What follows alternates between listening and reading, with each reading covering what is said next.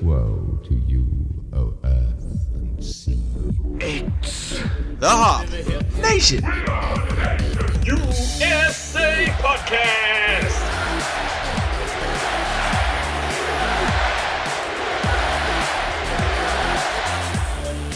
Welcome to episode 178 of the Hop Nation USA Podcast, and we're back on Zoom, and I'm joined by my co-host Adam. as always. And if we're on Zoom, that means we're having a socially distant guest. That's what we've been doing, and we're continuing to do it. But If you haven't figured out the pattern by now, that's kind of on you. well, there's always a chance for new listeners. This is true. And if you haven't figured out the pattern yet, keep watching, keep listening. Right. You'll pick it up. You get it. Then also video on Monday. But Yes. this week's guest is coming to us from the Fueled by Hops empire, as it is now at this point, Yeah. I would say. Yeah. Fueled by Hops empire, the chancellor of Fueled by Hops, Ryan. I've been called the Colossus of Craft by Scotro, and I'm really digging it. I might actually get a shirt made that says, Well, that's Colossus isn't that your co-host? yeah. Well, Yeah. then you keep that on your show. We dubbed you chancellor first. I'll just get two shirts. I'll wear the Chancellor shirt when I'm on your podcast, and I'll wear I the like it. Colossus of Craft. Enough. that is a good compromise I think we can all come to. Or I'll just make a front and back of it or something, or Yeah. like a reversible hat. Or like a wrestling shirt. Wrestling shirts always print front and back. Yes. Yes. Yes, but this week we're joined by Ryan, and later on in the episode, in segment 2, we're going to talk about his brand new beer festival that he's bringing to the Pittsburgh area, but I think it's a good model for people to consider, especially in these trying times. You have to pay a nickel to somebody every time you use that? I No. feel that there has to be a trademark out there. Surprisingly, That. no one put the trademark down. No one. How have we not capitalized on that? I don't know if we should look into that .com. I'm going to look it up right now, actually. There's money to be made. You might be able to get like tryingtimes.co Yeah. or Trying- tryingtimes.beer or something like that. It's a real shitty like paper we're going to start. Hey, Trying that times. No, like that would be a sick like brewery name, like Trying Times Brewery. Like, Yeah, Actually, yeah. that sounds like it's either a Virginia brewery or like maybe like that's more Midwest, like a real pop up, like out of nowhere. Could be a Montana brewery, is what I'm thinking. I'm actually looking it up right now. Tryingtimes.com goes nowhere, but somebody Yeah. owns it. But it's just like a park domain, and I don't see anything else for Trying Times Brewing. So I think we are in the clear. If anybody's listening and wants to start that, you owe me money. If you Dope. do. Oh wait, hold on. There is a Trying Time beer by Hop Hill Brewing. So Eh, sorry guys. Yeah. it doesn't matter. We can work something out. We can come to a compromise with them. Yeah. TheseTryingTimes.com is also appears to be free, so we can take that as well. We've got options. So while we ruminate on what our next business move is going to be, let's also talk about the beer we're drinking tonight. And does anybody all right. want to go first? I'll go. What the hell? Okay. I don't think I've gone first in quite some time. Sure, who knows? I don't know. I don't know. We'll find out. I'll go back and watch them all. Yeah. But for this segment, I've got a beer from Yellow Bridge Brewing in beautiful Delmont, Pennsylvania. That's on the east side of the city, and it's their Higher Learning Cream Ale. That's not a surprise that you would pick that It up. really isn't. I am a big fan of cream ales. I think they're the underrated cousin to Pilsners. Sure. That's what I'm saying. That's what I'm saying. I would totally agree. Cream ales are definitely, Pilsner cousins. They are. But this one is just a straightforward cream ale, 4.6% ABV. I have it in a glass. You can see what it looks like. It looks like a cream ale. Yeah. I hope you out there. Yeah. Oh, For I got those. Still by Hops Glass. Nice. Oh yeah. I know how to work this. Don't you worry. Okay. little placement there, I like it. But what's nice about this one, I drank a little bit of this during the pre-show discussion. It's a good beer. It's got a very nice little sweetness to it. not like a sweet beer, like it's got packed with sugar or anything like that. It just has a natural slight sweetness to it that I'm a fan of. Cool. I like it. I'm gonna keep drinking it. Okay. Knock yourself out. Have a time. Oh, I will. Although I don't know that you could knock yourself out with that. What's the ABV, like 5? 4.6, and Yeah. I could knock myself out if I just hit myself in the head with a can. A full. Yeah. So I had to earn it though. Yeah, I'll keep the pandering going for our guest, towards our guest, as I'm also drinking out of a Fuel by Hops glass. Yes. That's the OG. The Yeah. OG Oh, glass. yes. That's the first. The first one. I've got that. Yes. Got that shit. Got that. That's from the first stock too. Like that's from the first round. Like we've reordered them like 4 or 5 times, but you got like I think from the actual first like round of them that we did. So batch 1. Yeah, that's batch 1. Yep. You're saying we should get some certifications of authenticity or whatever. Yeah, I guess. That's pretty cool.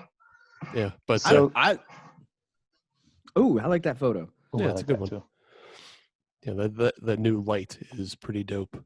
But yeah, I'm drinking the Winding Path Brewing Company Boreal Spruce IPA. And Winding Path, for people who don't know, is the beer brand that's the arm of the Windridge Cidery. So it's still PA, but yeah. I didn't realize that they had split out to Winding Path. You know what? I did know that. Never mind.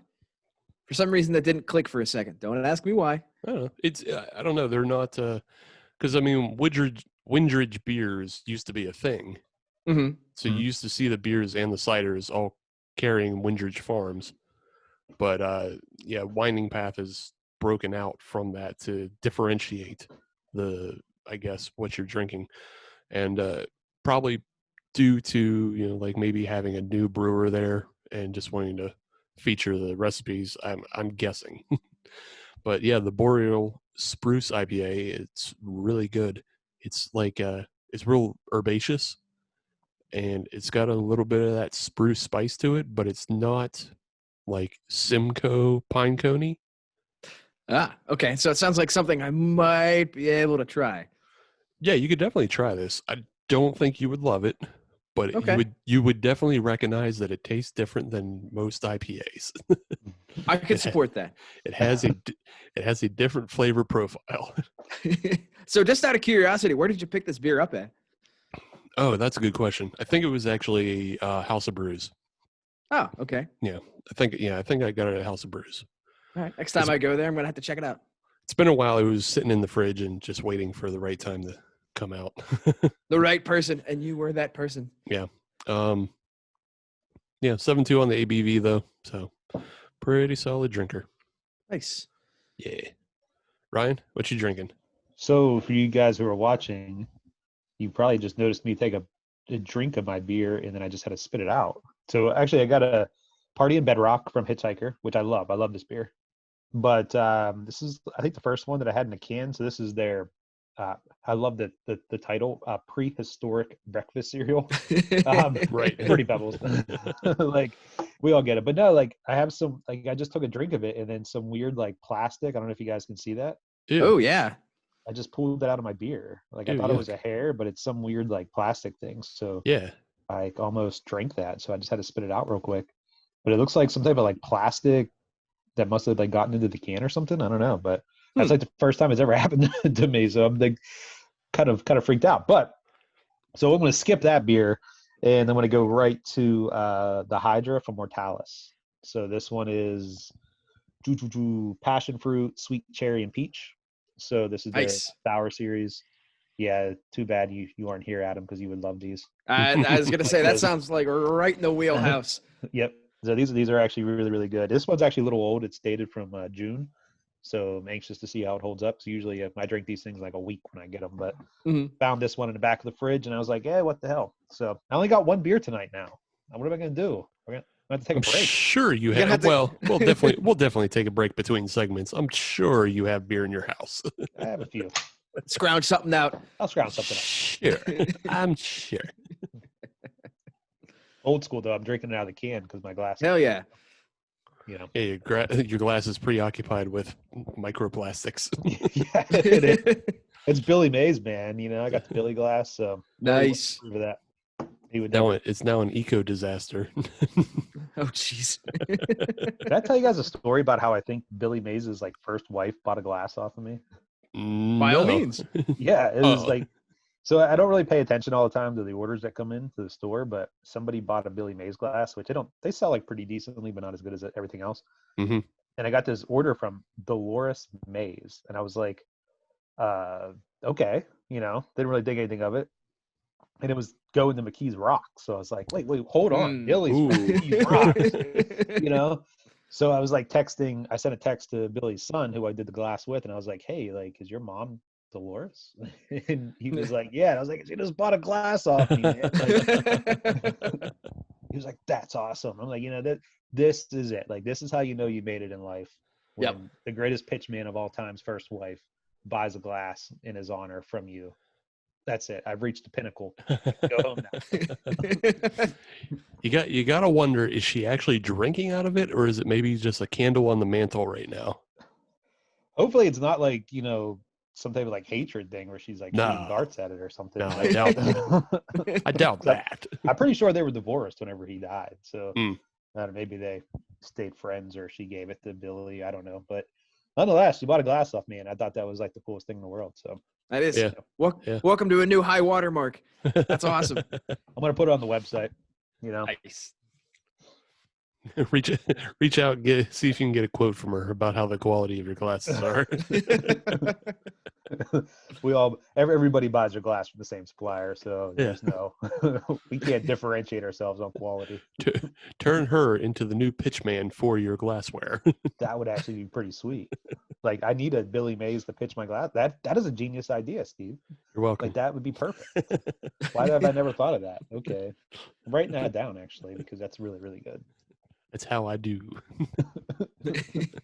Bringing the good ideas to the table. Not just here to look good. Yeah. Well, I'm not here to look like anything. You're here to look like some sort of cybernetic mutation. Yeah. I am the transference of beer to a I computer. am glad that you are back up into your cybernetic being again. Yeah. After our last Zoom session where you were not. Yeah. Well, people who watched the YouTube didn't know that. So, because I just did the editing. But Well, yes, I lost my fake camera for a while, so I had to re-update. But yes, everything's all good. And because of that, I can now just bring back everything that was good about it, like the haunted floating transference face. yes. I like that face. Yeah. It was admittedly really weird and a bit disturbing trying to have this Zoom call and this podcast without that staring back at me. Right. I've gotten weirdly used to it. Right. It's helpful. It is. I love how that character has brown hair and a black beard. I have brown hair and a black beard. Do you really? Yeah. I haven't seen you in a long time, so Yeah. I No, guess. it's a very weird thing, but yeah, my beard is black and gray, and then my hair is just like a dark brown. So Didn't know yeah. that. Yep, it's very whatever that is. I don't know what genetic mutation that is. I'll just say it's luck of the draw. Yeah, but That's all the pastry stuff's just coming out in the form of your beard. pretty much. I'll just say all my big boy hairs came in black. So Anyways. anyway, let's move on to news, notes, and neat. Yes. 'Cause Our favorite first segment topic. Yeah, we got some fun things to talk about this week. We do. And thankfully, because I have my video control back, I can bring you things like this to talk about. Wait for it. So for those of you not watching the YouTube on a Monday and listening on a Friday, we're watching the pour videos from the latest trend, well, or soon to be trend, known as slime beer. Ugh, Have you guys seen this before? Yes. Okay. this is new territory for me. All right. Well, Ryan, slime beer was released by the Armadillo Beer Company out of Denton, Texas. I hear they have a pretty good death metal band out there as well. But this was released for Halloween, and it's called a slime beer. It's Spooky Lime Slime Beer on the can. And as you watch it pours half like Jello, half like beer. Yeah, that's what I was actually thinking. I was like, how do they make it pour like that? It has to be basically Jello. Yeah. So there's not too much. Like, it got picked up on the Twitterverse of people just being horrified. And there were people on Instagram who were horrified by it. But there was no like information. Like, somebody asked on their Instagram, how did you... Oh, that's terrible. Oh, I just put up a second video from somebody who actually bought it. Oh, this is somebody's video. This isn't your video. No, this isn't mine. This is out of Texas. This is out of Denton, Texas, and That looks really disgusting. hope that was. Yeah, I really hope that was put in a fridge or a freezer to get that effect. Oh. maybe a fridge. Oh. Probably a fridge. That kind of looks like those Sterno things. Like A little bit, yeah. Yeah, you know, like Yeah, you yeah. put those in their food. It looks just like those. That's terrible. So they, like, when asked about it, like, how did they achieve this? Armadillo basically said it's a proprietary process of making slime beer. So They can they're keep not, that one to themselves. yeah. Yep. That's what I'm hoping. I'm hoping nobody else finds out how to do this shit. Oh. But all the Untapped reviews, all 13 of them, basically said it tastes like a lime Jello shot. Well, why don't you just have a lime Jello shot? You probably should, because a lime Jello shot will give you more alcohol. Ugh. Right. This is only like 4.5% Ugh. as a beer. Ah, Yeah, no, it's a no for me. no. That one. I was just wondering, you know, because we're slowly approaching like the point of like no return with some of these goofy ass fucking beers coming out, Yeah, and like you see, for some reason it's always Texas nowadays. It feels like it's always Texas doing this shit, because you have Martin House Brewing that's making like the flaming hot Cheeto beer and like a bunch of other goofy sours. Dunkaroos. Yeah, Dunkaroos. Like Dude, they're putting out.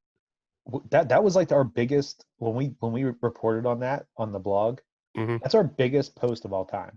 Like, it hit Google News, and Yeah. we had so much traffic on that one post. It was insane. And all we really did was put like the title, you know, like Martin House Brewing, Dunka Brews, I think was the name of the beer. Mhm. And then I think we just like embedded the Facebook post into the blog post, so like there wasn't even any like wording from us in there, and it just went like viral. It was insane how many. I think we had like 1,000 hits in the first hour we had it up. Like, it was Oh, wow. absolutely, it was insane. And Yeah.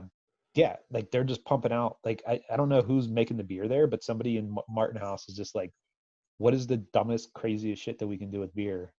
Let's just do it. And Right. have at her. But yeah, Texas, what's going on down there? Yeah. And like, so like, yeah, they did that. They did the flaming hot Cheetos beer. They also put out a Bloody Mary pickle beer. Oh God. Oh God. Yeah, they have, and then the one that was really gross that like I didn't know if I would even bother with. They put out one called Buffalo Wangs, Oh, I saw that. Yeah. No. It's a no No. for me. and it's just buffalo wing sauce. Like, I think it was just Frank's and a sour. Oh, why would you? Why would you do that to yourself? Because, as Ryan just pointed out, that kind of shit gets hits. Yes. They probably, I'd love to know like what their rent is that they pay for their building or whatever. Like, Yeah. there's some financial inspiration behind that one that they Yeah. have to make. And all you have to do is you make one sacrificial batch, and then you're hitting newspapers, and you're hitting blogs, and you're hitting Worst Beer Blog. You know, everybody's giving you attention. I've never heard of Armadillo Brewing Company until it popped up on Worst Beer Blog, and now we're sitting here watching videos of slime beers. But it doesn't The make me internet want is- to get more stuff. Ugh. The internet is the worst place. Yeah, the Let's internet. just shut down the internet. The internet is pee. We're done with this podcast. You want to talk beer? Well, just come to my back porch. We'll talk beers. You can stay out of my driveway. It's fine. We're sending out podcasts on Sony mini disc. I think I have a CD burner somewhere in the back of the closet. I You want can pull out- CDRs? We'll give Yeah. you CDRs of the first month. No, we got to go back to the floppy disk. Ooh, Like nah, send like 100 floppy disks to one. They can't- person. they That's can't like one hold- podcast. they can't hold enough. Oh, can you get rid of these videos? All right, I can Please get and- rid of them. Just Please and let's thank you. It's just move been on looping. to a fucking different story then. Let's move on to a different story. We're still going to be in the South, but this time we're going to be in New Orleans. New I'm sure you guys have all heard of that. Nolans. They got boiled crab down there, shellfish and that. But it is the home of the Dixie Brewing Company. Yeah. Over the summer, they made an announcement that they were going to change their name. They were going to move away from the Dixie Brewing Company name, and they have officially announced what their new name is going to be. The Washington Football Team Brewing Company. Man, that's a good name. I wish somebody picked that one up. No, but it is going to be Faubourg Brewing Company. FOBERG? Nope. New Orleans. URGH?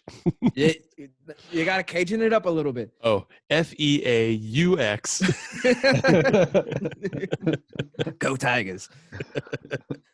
But no, it is actually FAUBOURG. Faubourg. Okay. Yeah, you gotta French it up a little bit, just a little bit. But there is a method behind the madness on this. That is actually French for neighborhood, Oh, and they like to see themselves as a neighborhood beer. They are New Orleans' oldest brewery, yeah. so they want to see that as a way to bring people together, bring the neighborhood together.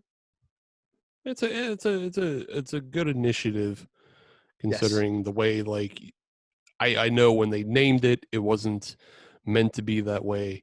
It's the same thing as like the Confederate flag on the General Lee. It wasn't meant to stand for that kind of shit. That even though it's a traitorous, it is. It's a flag of a traitor nation, but. But things have changed, so Dixie Brewing is changing with it. They had over 5,000 submissions presented to them. They came to Faubourg as the winner. It will switch over in early 2021. They will be able to do that. Was Brewery McBrewerface the I runner-up? assume so. I assume there's some jagoff that put that out there. But the other thing I found out is their Dixie Beer Museum, number one. I had no idea they had a Dixie Beer Museum, which is neat. But they're going to expand that into just a New Orleans Beer Museum. So they're bringing in all the breweries from the New Orleans area to get them in on this museum, which I think is pretty neat. I really like that idea. So they can get some Abita stuff in there. Get them paying rent. I'll drink a Beta. I don't mind. No, I mean, they do have some good stuff. I'm just saying, like, I think they're the biggest brewery, even though Dixie might be the oldest. Right. Yeah, they are definitely the most well-known. Yeah. Considering we're here in Pittsburgh talking about them. Yeah. Good point. Yeah. So, Dixie going away in early 2021 to Faubourg. Right on. Faubourg. I really like New Orleans brewing team. You should have went that way. New Just put it Orleans like Brewing that. Team. Yeah. Yeah. Yeah, something like that. I think that would have been a better name, but That would have been good. the one they got's pretty good too. Yeah. It's fine. Cool. Do you have another one, Adam? Sure. Why not? Yeah. This one is another, I guess you call it it's a non-local story. It's not necessarily a national story. But Right. Panera Bread. Everybody knows and loves Panera Bread. If you want to buy $18 salads, you go to Panera Bread. Yeah. But they are actually doing some test kitchens in Kansas City that will now include alcohol sales. Booze. Yes. Some booze with your bread bowls. Yes. So if you want all the carbs, just go to Yeah. Panera Bread in Kansas City. There are 5 locations that are going to test this out.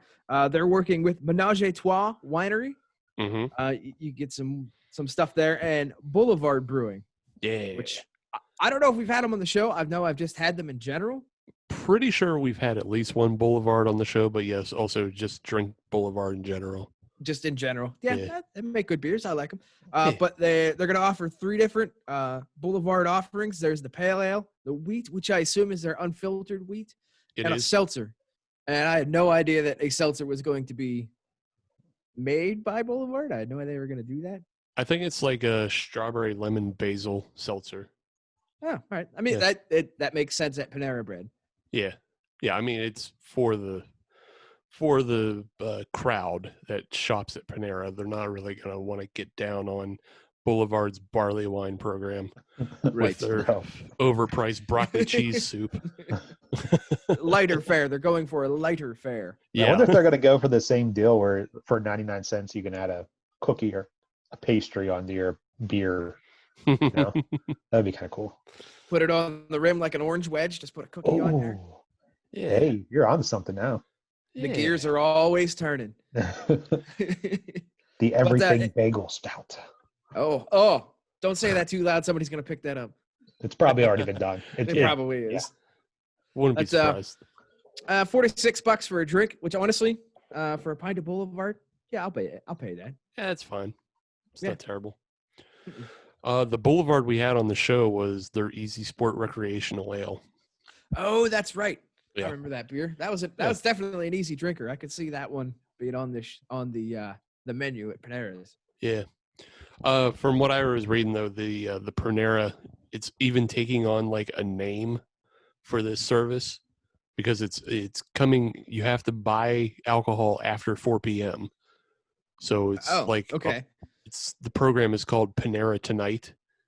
like so- Mac Tonight. Are they just stealing shit from the 80s? Yeah, pretty much.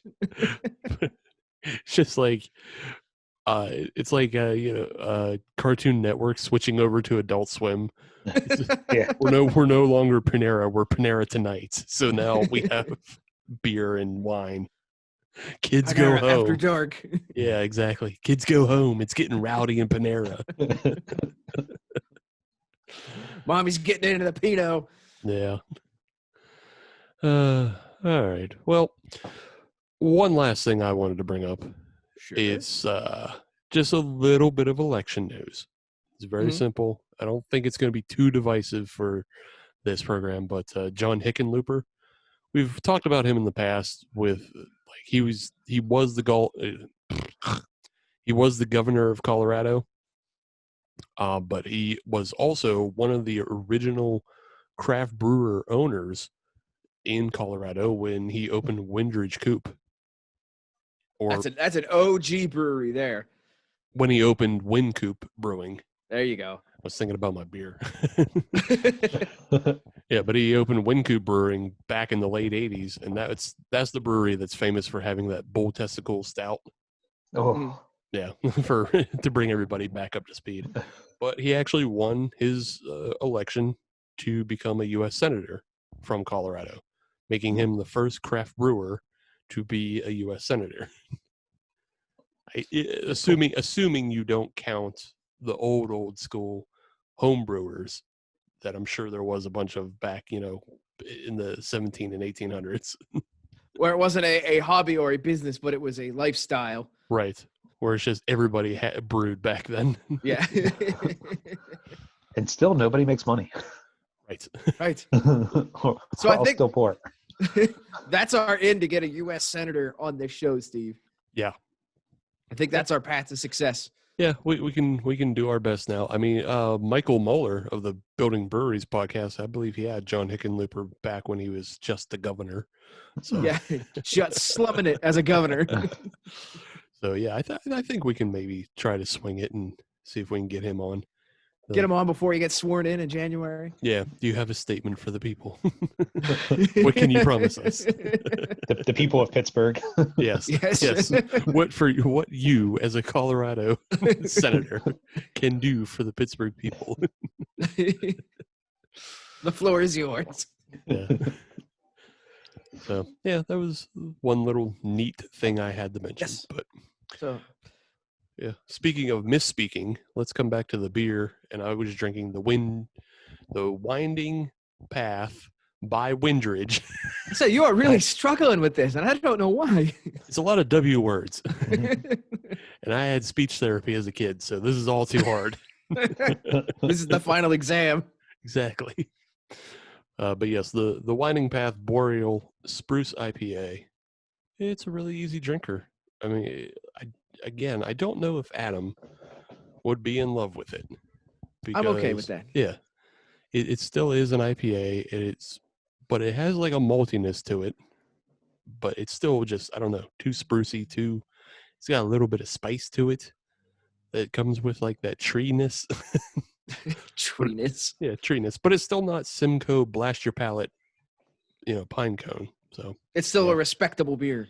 yeah. It's a very respectable and drinkable beer. Nice. And great heading into Christmas. Ryan, how about you? We'll only talk about your second beer. We won't talk about the first one. Yeah, I'm drinking the passion fruits, sweet cherry peach Hydra from Mortalis. And like I said, I found it in the back of the fridge. So I was like, well, it's a couple months old. Let me see what it's like. And I got to tell you what, it is absolutely delicious. Just as delicious as the day that I probably picked it up. Nice. So really awesome. I really love the Hydra series that they're putting out. Like, when we talk about like fruited sours, everybody talks about the Answer and, all these other bigger names. But Mortalis, in my opinion, is literally right up there neck and neck with them and just getting better and better every single day. So got to just kind of keep moving in their direction, man. Like, I love their stuff. It's fantastic. So were you able to attain that here in the Pittsburgh area, or did you have to get that mailed in, or is that through a beer connection? How were you able to get it? Fortunately, I have a brother-in-law who lives like 2 hours away from Mortalis and goes there literally every weekend. So nice. He just brings stuff to me and I just send the money. Like, I don't even tell him, give me this or give me that. He's just like, here, I brought you this. And I'm like, all right, I give him $40. I get 2 4-packs and it's all good. Right on. I Awesome. gotta get me a brother-in-law that lives by RAR. Yeah. Yeah. So I don't have many connections down there, but I'll find a way. Yeah. Can one of your brothers move back there? I'll ask him. Yeah. Tell him to I don't know how well it's gonna go. You can call Joe Biden. He lives down in that way, doesn't he? Well, he will. Delaware. Oh yeah, I guess he will. Huh? Yeah. Oh boy, we're gonna look like assholes if that's not the case on Friday. Yeah. I'll probably edit that. But no, you can still count it because he lives in Delaware. So Yeah, it's still in the weird swampy area. Yeah, a little weird part of America. That's just America. Just America. Adam? But for me, the Higher Learning by Yellow Bridge, real easy drinker. I mean, come on, it's a straight down the middle cream ale. Yeah. It's not going to be exciting, but I like it. I like it as a cream ale. It's got, like I said earlier, it's got that little hint of sweetness to it, a natural sweetness. Like I said, it doesn't have like, a lactose sweetness or anything to it, just sort of a natural malty sweetness to it. I like it. This is one that I could probably, grab a 4-pack and just have a Sunday afternoon, watch football or sit outside if it's nice and just drink them and enjoy. Cool. These are good, just relaxing beers. You don't need to be fancy. This ain't fancy, and it's still really good. I like it. All right. Great. Well, we're going to take a break. Come back, segment 2. We'll learn about Cheers Yinz Fest from Ryan and drink some more beer. See you then. Welcome back to episode 178 of the Hop Nation USA podcast. It's segment 2, and we're still here with the Chancellor of the Fueled by Hops Empire, Ryan. Hello. Yes. I And don't know what to also say Adam there. is here as well. Yeah, I don't even get a name or nothing. It's just, Adam's here too. It's Here fine. too. You're always here. Yeah. Thanks, Steve. So, Thanks. start cultivating the website more. I'll give you a title. Yeah, all right. Yeah, that's fair. Drive traffic. Write about Buffalo Wang beers. No, Wang.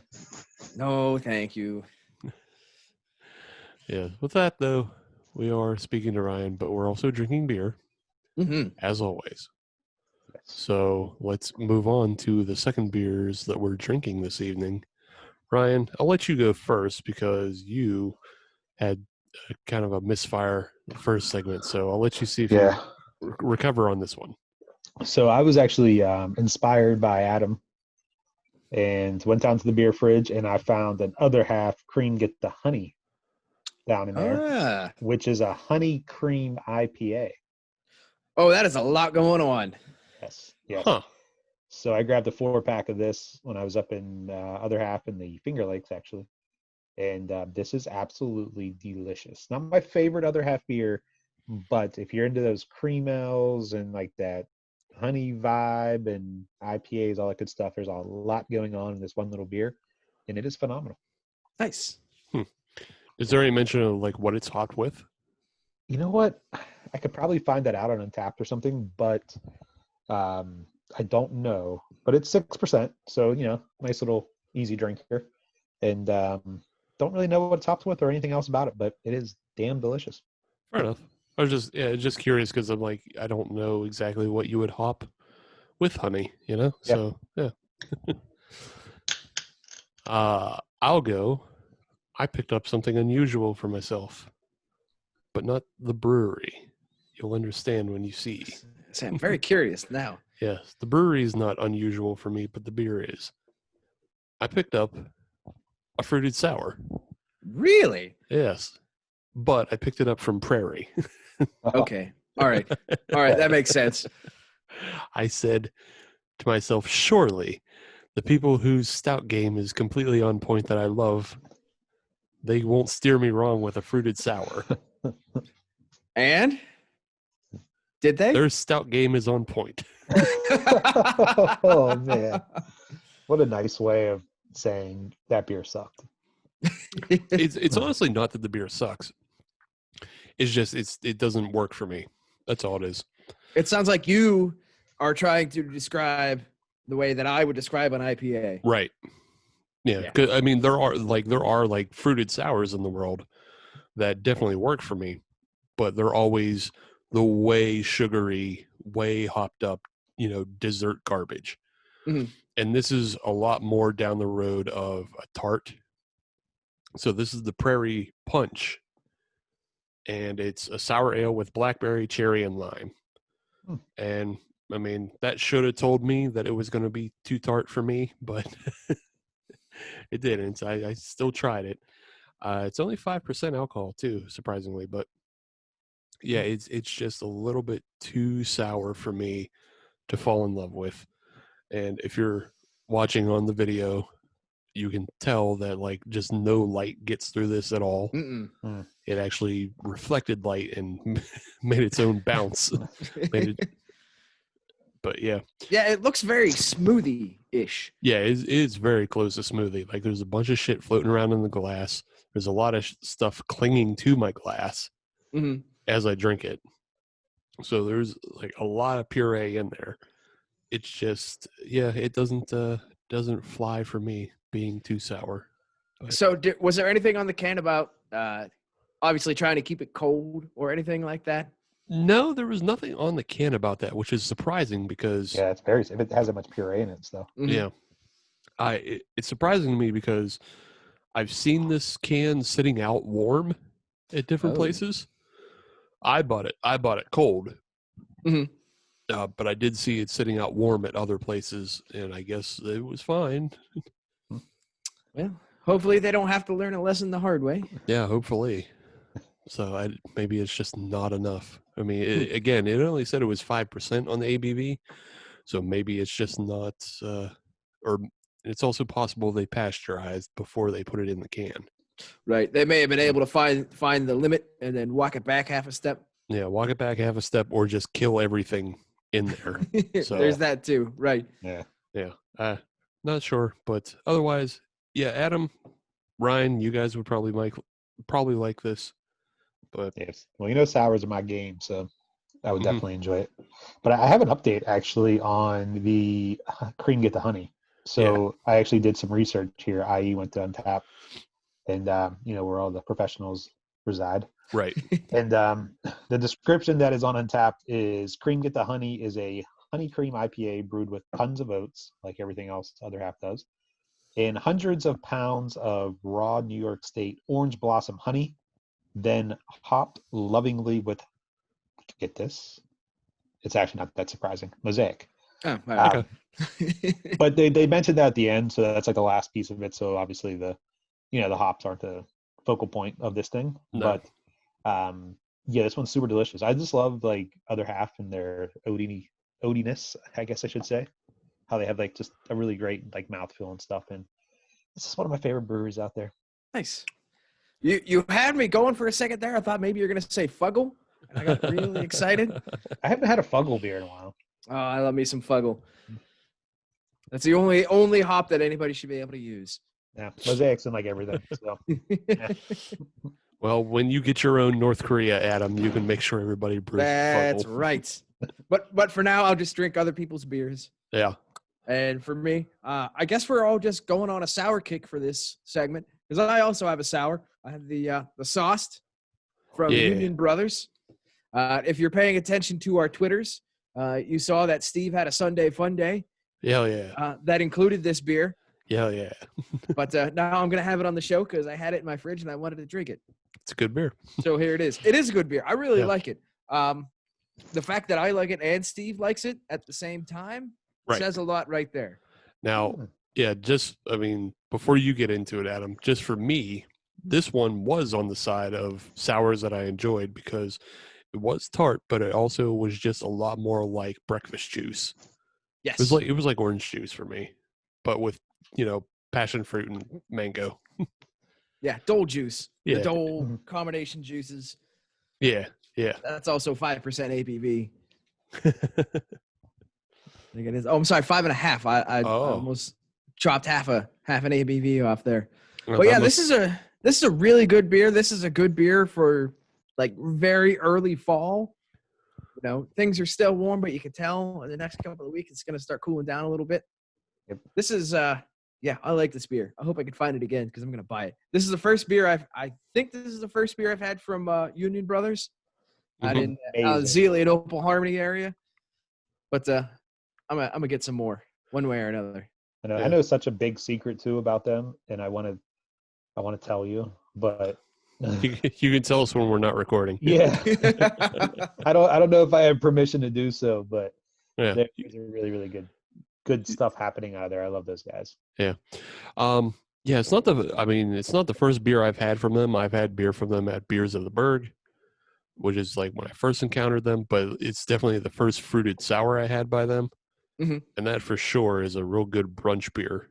Mm. Yes. And then I've already seen like the sauced is a series that they're putting out because I think they've already put out a blueberry cheesecake. Yep. They sell it out in like minutes. Yeah. It's already out and gone, but like I was drinking the one Adam's drinking and then saw that one, the blueberry cheesecake, on other social media feeds. I'm like, oh, I'm already behind. That's okay. A good beer is still a good beer. Yep. Zach's a good guy. Zach from Union Brothers. Great guy. And the beer that he's putting out, for them, they literally just opened June 1st. Mm-hmm. They like literally only have a few months under their belt, and this is the beer they're pumping out. That's going to be a very big problem in about a year or so. Problem. Yeah, it's a very good problem to have. I mean, they just keep getting better and better and better and better. And I'm like, wow, I'm excited to come back in like a year and see where you guys are at, because you're starting here, boy.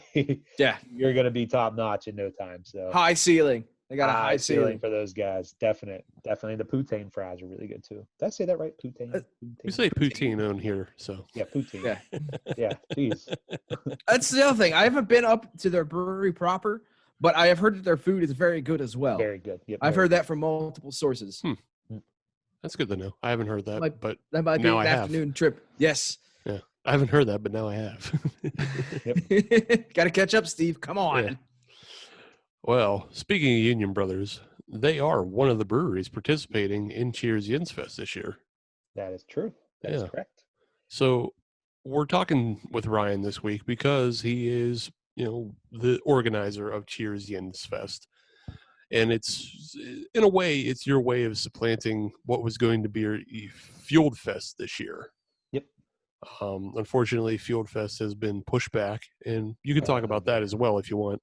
But November 21st, you'll be holding Cheers Yinz Fest in a socially responsible and socially distanced virtual manner. That's correct. But why don't you go ahead and just tell everybody what Cheers Yinz Fest is going to be? Sure. So, we have been striking out with festivals this year because we were going to do the original Fueled Fest 412 on March the 14th. And as you know, COVID reared its ugly head up around like March 12th. And Yeah. Yeah. we had to make an, final hour decision to postpone that festival. Unfortunately, we did because that was the same day as the St. Patrick's Day parade, which ended up getting shut down. And if we would have even tried to do the festival, one, breweries wouldn't have been there because everybody was freaked out, and two, we would have just gotten shut down by the city. So we pushed the festival off till postponed it until November 21st, thinking like, hey, that's plenty of time to get past COVID and all that. Well, yeah, that wasn't the case at all.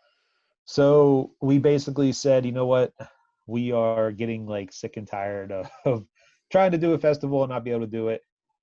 We kept talking to brewers and a bunch of breweries, and this was like around like September-ish, like early September, and they all told us the same thing. They were like, things are going really well right now, but that's because of outdoor seating.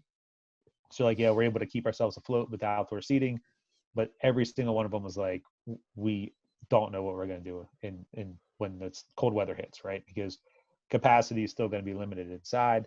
They can only have about 50% of their capacity indoors. So with no outdoor seating available, like who's going to sit outside in the middle of a blizzard? Probably not too many people. They're all just sitting there like worried, like what the heck do we do? So they kind of like set the bell off in my head and said, hey, obviously somebody doesn't want us to successfully make money in beer festivals this year. So why don't we do one and let's give all the money back to the industry? So the idea here with this festival is that, since it's virtual, you can't get more socially distanced. And I don't think COVID can wreck a virtual festival, but it's 2020, so I don't know. Don't give it any ideas. Yeah, I'm just, anything could happen this year, but nonetheless, the idea here was, let's do this festival and let's give the money back to the breweries that participate in it. So let's take all the ticket money, less any of the fees and stuff that we have to pay.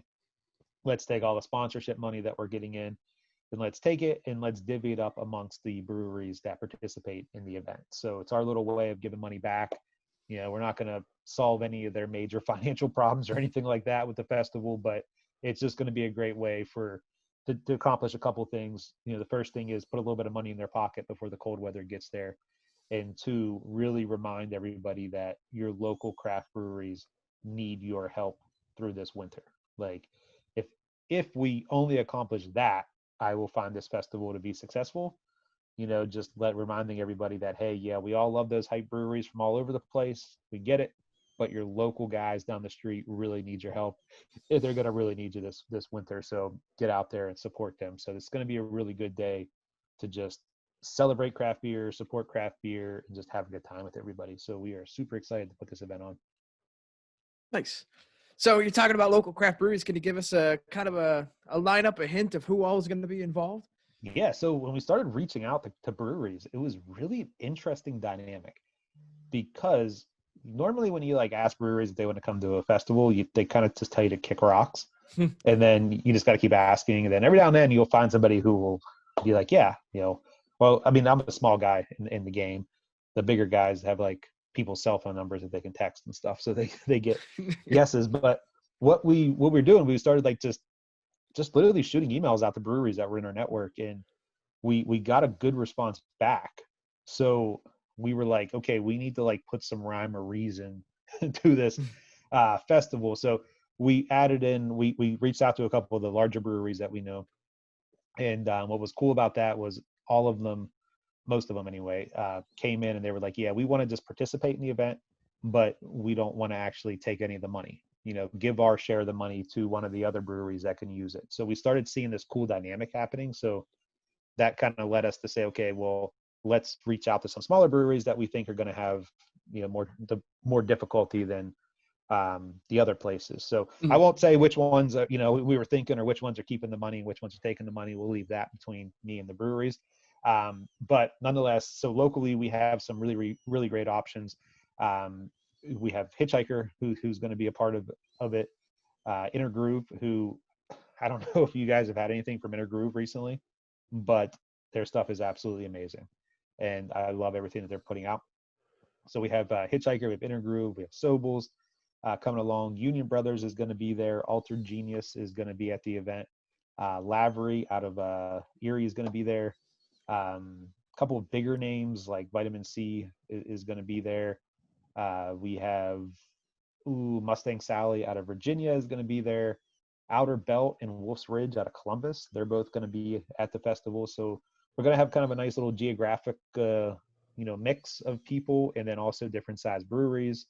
And then Collective Arts, which is probably the biggest name on the whole list, is also participating in the event, and they're actually sponsoring the festival too, and also doing some cool stuff with the sessions. So it's going to be a really, really cool vibe of big breweries, small breweries, local breweries, out of town breweries. So all these cool breweries that you're going to be able to meet and interact with and have fun time with. There will be somebody new that you can kind of get introduced to. Exactly. Yep. Nice. Cool. Yeah, and on top of that, you're not just having like the ability for people to come talk to brewers, talk to breweries, and learn about them, but you also have like a speaker lineup, and you have a lot of people from all over the industry, which I like because like it seems like you're hitting every part of vertical integration, top to bottom, like from yeah,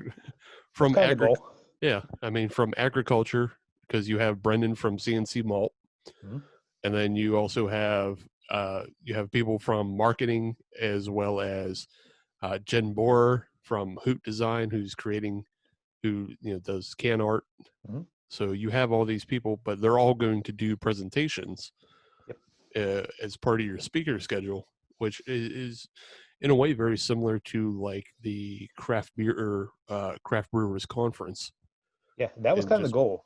The goal was to sort of create a beer festival with a conference vibe. And we really missed the mark of calling it Fueled Con. I'm like, damn. But we have another idea for that. But nonetheless, we wanted to kind of make this a little bit different than the average festival or the average online virtual festival that we were looking at. We really wanted to bring a lot of value to not only the drinkers, but also to the industry as well. So we created this concept. I was thinking about different conferences that my day job, I speak at conferences, so I go to conferences all the time.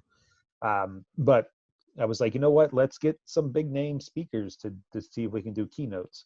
And we were able to land our biggest keynote speaker is Julia Hers, who, if you're unfamiliar with her, she is known as the face of craft beer. So she formerly was I'm going to butcher her former title, but craft beer director of the Brewers Association, I believe was what her title was. So she was really, really high up, but she is like literally the brains of, they consider her to be the brains behind the craft beer explosion over the last 10 years. So she is just super involved in the industry and just really, really knowledgeable.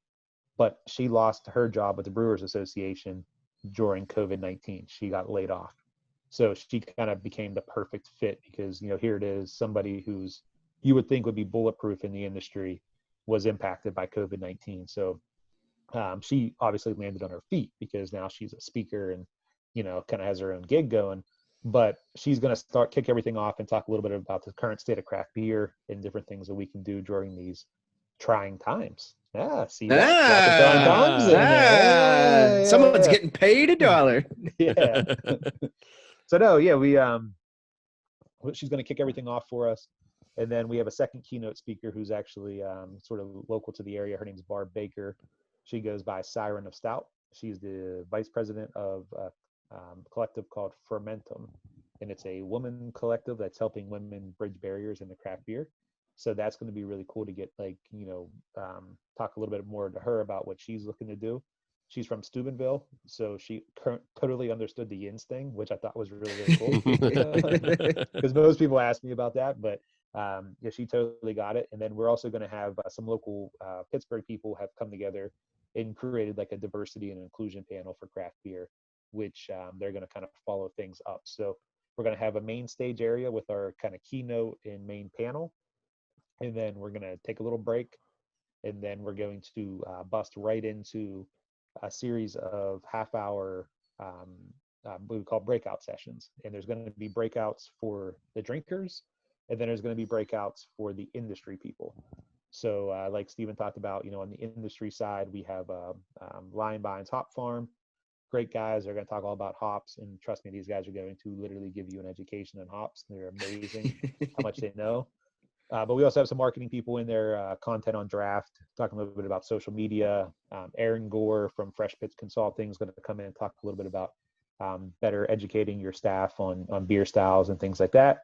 So we're going to have 3 segments, 3 slots of breakout sessions, and I think we have 2 or 3 to choose from in each track for each thing. So you're going to have plenty of options to choose from. So lots of great people on the industry side, like, Brendan from CNC is going to be there. Man, I can't even think of everybody right now, to be honest with you. But on the drinker side, we're going to have some really cool things too. We have a social media panel, people talking about, beer and social media and the whole rise of the influencer and all that good stuff. I'm really kind of intrigued about that. We're doing a food and beer pairing with my friends at Marino's in Greensburg. So I'm actually going to go to Marino's, and we're going to do a socially distant beer pairing kind of live on the set there. We're still figuring out how to pull that one off, but we're going to be doing some stuff based on their menu and their tap list. And then Collective Arts is going to be doing a street art demonstration with one of their artists. So you're going to be able to like do it with her live on the screen, and she's going to tell you everything you need to do it, like to get in order to do it. But we're going to have that little dynamic going, which is going to be really, really neat. So all kinds of cool stuff there for the drinkers, all kinds of cool stuff for the industry. And then the festival will conclude with a half-hour set from the local Pittsburgh band, Fuck Yeah Dinosaurs. So okay. They're going to kind of take it into they're going to close it out for us, if you will. But while all this fun stuff is happening at the breakout sessions in the festival, we are going to have what we call the expo area. Just like if you go to a conference, you have the expo area with a bunch of people with tables giving you free pens and shirts and all that good stuff. Unfortunately, you're not going to get any pens and shirts. But we wanted to recreate the beer festival floor concept. So we created this area called the expo area, and we gave each brewery its own virtual booth that you can go into. There's going to be designated times when the brewery is going to be in that booth, and you can go in there, chit chat with them, talk to them, interact with them, tell them their beer sucks, tell them their beer is great. I don't know. But we're going to have all that. We're also going to have a room in there in the expo area for if you wanted to trade your empty collectibles. You can do that inside of that room. And we're going to have another room with some music and, just some people, doing some cool stuff. A silent disco. Basically. I'm actually most excited about that because the brewery that they might do that from is really going to be big soon. So I don't want to give too much out because we haven't like nailed that down yet, but where they're going to be DJing from is going to be from a pretty popular brewery. So that one's really, really exciting. And they're in Atlanta. Let's just put it that way. I'll give you that hint. Okay. So all right. Sweetwater. Not Sweetwater. It's not Sweetwater. But yeah, so we have like, it's just going to be a good day where you can just, for $10, you can get all access to the event. Wow. Yeah. And, the goal here, every other virtual festival, the goal was they had beer on the ticket, right? Like you bought a ticket and they shipped you beer. Mm-hmm. So you paid like $90, $100, and you got a ticket to the event and you got beer. Well, we look at it like this. The whole goal of this festival is to support local craft beer. I would rather sell you a $10 ticket and then you go down the road and buy $80 worth of beer from Abjuration or something like that. And Or Creekside. Yeah. Where you can get a whole bunch of local beer. and they're a sponsor of Cheers Yinz Fest. I know. Aha. Little plug. Somebody did their research, Steve. Someone ain't dumb. Someone can also just have the website up and be looking as well. I don't even have the website up. That's amazing. But no, I mean, the goal here is just to support local craft beer. So, we'd rather you pay next to nothing to get into the festival and then, go down to your local brewery, buy a bunch of beer and support them in that way. So we're kind of indirectly achieving our mission in that manner. So and it's a $10 ticket. I mean, who can say no to a $10 ticket? Like, even if you don't go to the festival, it's $10, went to a good cause and, call it a day. So yeah, The worst thing that happens is support something local. Exactly. That's Oh no, that's the worst. Oh no. Yeah. So it's going to be 4 hours of good craft beer programming. We try to keep it no more than 4 hours. We want to keep it, if we're going to take up your Saturday, we want to, make sure we don't take up too much of it. But I think it's going to be a good time. There's going to be a lot of good people there and a lot of great speakers, a lot of good, valuable content. And, we locked in Julia Hers as the keynote speaker. Like, I literally straight up cold emailed her and was like, hey, do you want to do this? And I didn't hear back from her forever. And then finally she responded and she was like, I don't usually respond to these, but there's something about this festival that I feel like I need to be a part of it. It's like, okay. All right. Very cool. Very cool. So yeah, it's going to be a good time. And, we are really excited, and, it's a different dynamic on the beer festival because, you don't see too many that actually benefit the breweries. We see beer festivals that benefit other charities, and we see, beer festivals that are for profit. Well, nobody's really ever doing anything to actually get back to the breweries. And in my opinion, they're the engines that make those things work. So, here's an opportunity for us to do it. And we're going to do it. And hopefully everybody has a great time. It's the first one we're doing, so please don't butcher me if you don't have a good time. But I think we have it pretty well thought out. I think it's gonna Yes. That was about to say, this is a very well thought out lineup, layout, things like that. You've definitely taken the convention theme to a very good level with all the different, breakouts and things like that. I don't think I've ever seen that in a virtual festival yet. Yep. Logistically, I have not. Well, yeah, logistically, good luck. Yeah. I give you all the props in the world for getting at this. I know it'll be a success. Sure. Appreciate that. And if you want to keep with traditional conference vibes, you can get drunk at your house. Right. And fall asleep in your bed face down, like I typically do when I go to these conferences. Like the first night, you always get like super hammered the first night of a conference. All the fun, but none of the travel. Exactly. You're just right at your house. So yeah. I will say, I've seen, like you were talking about how you have the expo space, and I've actually seen that through some of my other clients that I do editing work for. They've set up their own virtual festivals for like podiatric medicine or whatever. This is one of my clients. But they are also offering expo space the same way you are, for people to come in and just be in a booth. And then, if you come visit and talk to the vendor, you can learn from the vendor, and you can visit all the vendors you want. So yeah, I think that's actually a pretty cool thing. Yeah. Like I said, we wanted it to feel just like if you walked into a regular beer festival and you looked around and you saw, all the brewery names on the signs, and you can walk up to the booth and talk to the brewer or whoever is there from the brewery. We kind of wanted to create that same vibe, just in a virtual space. And if you just happen to be drinking a beer by that brewery, then you're probably more likely to go talk to them, and then they can tell you more about that beer. So exactly. Obviously, you're going to have to get Armadillo on so people can figure out what the fuck's up with that slime beer. But shout out to those guys, but no, it's a no from me, Armadillo. We'll try other stuff from them. Yeah. They are a GABF medal winner this year as well. So did not know that. Okay. Yeah, they won. They actually won for a honey beer. If we want to come back to what everybody's doing, they actually won gold medal for a honey beer. So they're not just crazy. Didn't Gristhouse win a honey award? It wasn't GABF. It was some. No.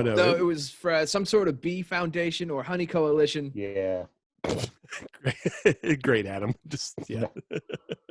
It was for the apiary. That's the honey coalition. That's the awards, the apiary. The honey coalition. But it was Dark Nectar, and another one of their beers, both won awards. Yes, and I think I've had the other one on the show, and I can't remember what it is. Yeah. And I had, but it was good. I remember that. And I had Dark Nectar, the porter. Nice. So, I guess they asked the all important question: where do you get tickets for this thing? Sure. So all of the festival information is at cheersyinzfest.com. For you guys who are in Fueled by Hops, that's my famous line: Cheers Yinz. That's how I close everything off. But so go to cheersyinzfest.com. Go in there. Up in the upper right hand corner of the screen, you'll see Get Tickets. Click that button, and it's going to take you to a Hopin registration page. Hopin is the platform that we're using to put this thing on. So we've had a few people email me and say, hey, this thing took me to a different website. Yeah, it's supposed to. It worked. Yeah. So you can go on there, you can buy your tickets. Tickets start at $10. So for $10, you just get an all day access pass. For $25, we're giving you all access to the event for the whole day. Plus, we're going to give you a festival glass. Disclaimer, the glass is going to come after the festival. Yeah. Because we need to know how many to order. So, so we're going to send you a glass, and then for $50, we're going to give you not only all day access, not only a festival glass, but we're also going to take an extra $25 and give it directly to the breweries. So you really don't get anything physical in exchange for that extra $25, but you get some good vibes. And we will definitely high five you if we ever see you in person. But what's really interesting about that is majority of the people who bought tickets to the festival so far have bought the $50 ticket. So Awesome. That's nice. yeah, Nice. yeah, super cool. One last real quick question. Is all of the speaking engagements, are those going to be able to watch later in some space? Yes, we are still working on that piece. I'm not 100% sure how we're going to do it, but we are working as hard as we can to continue access. I want to give access for like at least 60 days after the event, just in case somebody misses something or wants to go back. So we still have to work that piece of it out. This is kind of new territory, so we're, still working on that. Vimeo lets you use passwords. So Yeah. There you go. I'm sure there's something like that with this too, but we haven't gotten to that piece of it yet, but we'll get that figured out before the event. Yeah, right on. Just asking, because I know you said there was going to be overlap with some of the speaking engagements, and people aren't going to be able to do everything in the 4 hours. So Sure. Yeah. Let's come back though, and we'll quickly review what we've been drinking this segment. I have been drinking the Prairie Punch. It's a fruited sour, but it's not quite my jam. Aha! Even though it looks like jam. Yeah, even though it looks like strawberry jam. Yeah, it's fine, and other people would enjoy it. It's just a little too tart for me. If you got extra cans laying around, let me know. Nope, only bought one because I don't buy fruited sours by the fours. I know that's a gamble with me. Well, I had to try. That's fair. Adam, how are you feeling? Sauced. I'm feeling good and sauced with this Union Brothers. It's good beer. Yeah. Like I said before, I mean, it hasn't gotten worse. How could it? Yeah, I'll second that. Yeah, it's really good. If you like sour beers that are not like, that's the thing. It's tart, but it's not overly sour to be obnoxious. I think it finds a good balance there. If you like the tart beers and you like a good fruited sour, go find something by Union Brothers in their sauce series. I think you'll be pleasantly surprised. Yes, indeed. Ryan, how's your? Yeah, so I'm doing the cream get the honey from Other Half. It is just as delightful as I remember. Just such an easy drinker. That honey is just super subtle in there, but it's like just the right subtleness. So you don't get like an overly sweet texture. It's just like a nice little like little honey back end, if you will. I think it's really, really, really, really well done, and I'm just about halfway through it. And I think this is my last can, and I'm kind of sad about that. Where? That's no way to treat our guests, Steve. It's just I feel bad for him, but he should also know that mash rules everything around me. Cream get the honey, dollar bills, y'all. That is true. That is true. I think that's a good place to end that segment. Yeah, always good to end on Wu-Tang. So yes, with that, we'll end segment 2, and we'll reload with beers for segment 3, and we have some sort of game that Adam has devised. Ooh. So stay tuned. Welcome back to episode 178 of the Hop Nation USA podcast. It's segment 3, and we're still here with Ryan from Fueled by Hops and Adam from Hop Nation USA. We have not scared Ryan off yet, and I got nothing better to do. How could we scare Ryan off? He runs a Facebook page. Yeah, fair enough. He's seen some things. Yeah. I've seen a lot of things. Yeah. All right. We all have a beer for the third round. Would anybody like to volunteer to go first? I'll give that option. Is anybody proud of what they're drinking this time? I'm actually finishing up my 2 beers. I mean, I had the Party in Bedrock. That was like number 1, but I'm a little scared to drink that at this point. Fair enough. But I'm going to finish off my Mortalis sour and my cream get the honey. I got about half of each, so I'm going to look at this Alright. as 1 beer. Okay. Very nice. Very nice. Steve, you got anything loaded up, ready to go? I do.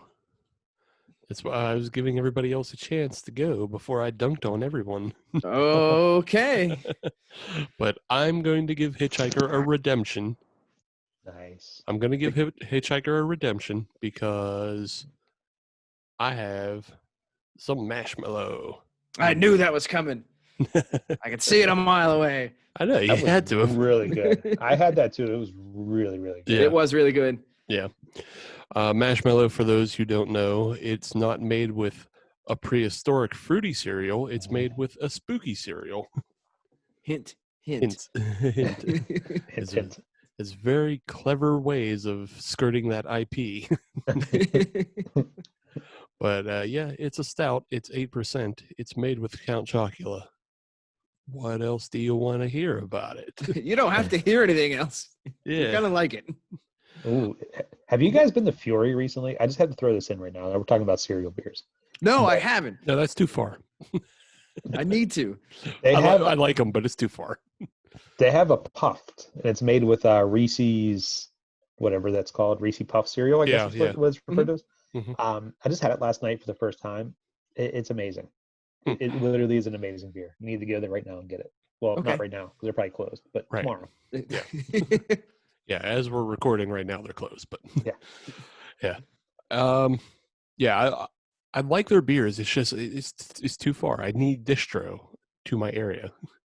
Like I even have one of their nice beer can glasses from when they started putting glassware out, but too far. They make good stuff. Yeah. They make good stuff. I like them, but damn it. Bridges and tunnels, oh my. Yeah, that also goes within a groove. Too far. I like them, but too far. And I'm not getting my input from, going to beer fests. Usually that's where I get to drink a lot of those at beer fest. But All you got to do is hook up with Dennis. He'll get you some inner groove. You get him some stuff from Vintage. yeah, Boom, I done. need to start doing that. But yeah, the marshmallow is good. The one thing I'll say, it doesn't actually taste like Count Chocula, but it tastes like Muddy Buddy. Yes. Yeah, if you know Chex Mix Muddy Buddy, that's what it tastes like to me, which is good. And It it's just fat, tastes good. yeah, it's fat boy treats. So here we are. Adam, what are you drinking?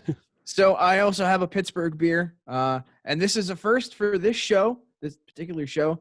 This one's actually in a bottle. This is the Murph by Insurrection. This is it's an American wild ale that's been aged on blueberries. Oh boy, Steve, you would not like this beer. Probably not. This is old school sour. Keep that farmhouse shit out my face. Because on the previous segment, I had the sauce where it's very fruity, very Right. sweet. This ain't it. This ain't that. This is This this is old school lunch bucket type sour ass. You're gonna like it or you're gonna hate it type beer, and I like it. Is that beer stank? Yeah. Okay. Insurrection. Every once in a while, they'll put out something like this, and I am so glad that they do. Fair enough. This is a good ass beer. Yeah. Hey, that's all you. That's why It is. So shout out to my friend Derek, who was able to set me up with this. Right on. Thank you. It is greatly appreciated. Good ass beer. Steve, you'd hate this. Yep. Sure would. I got no problem being like, yep, I wouldn't like that. Yep. Glad other people do. Yes. And I will be that other people. I'm all right with that. I'm that other people. So if you're watching on the video, just before we move on to the game that we're playing, if we're watching on the video, you can see that I have photos of the marshmallow up, and I've decided this is my new way of judging how dark a stout actually is. I just take my new camera lens, or my new camera light. You'll get there. Yeah. I just take my new camera light and set that thing to 100 and put it behind a stout and see how much it shines through. Just stress test it. Yeah, just a total stress. Nope, that's not happening. Those words ain't happening. Stress test? No. All right.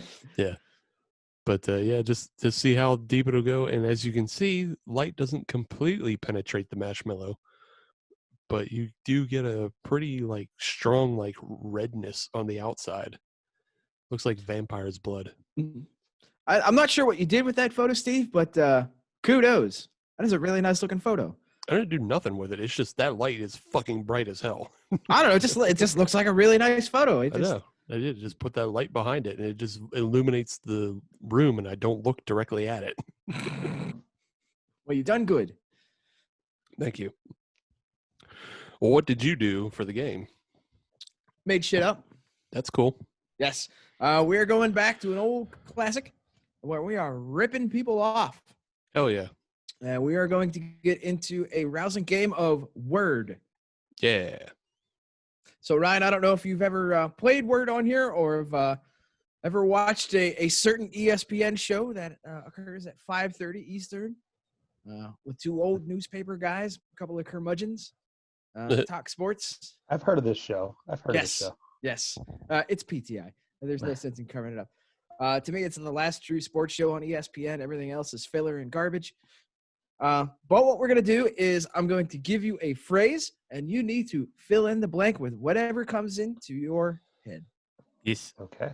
It is very simple, but I think But anything a lot of counts. fun. Whatever comes in my head. Well, I mean, we don't want anything, like totally bad. Okay.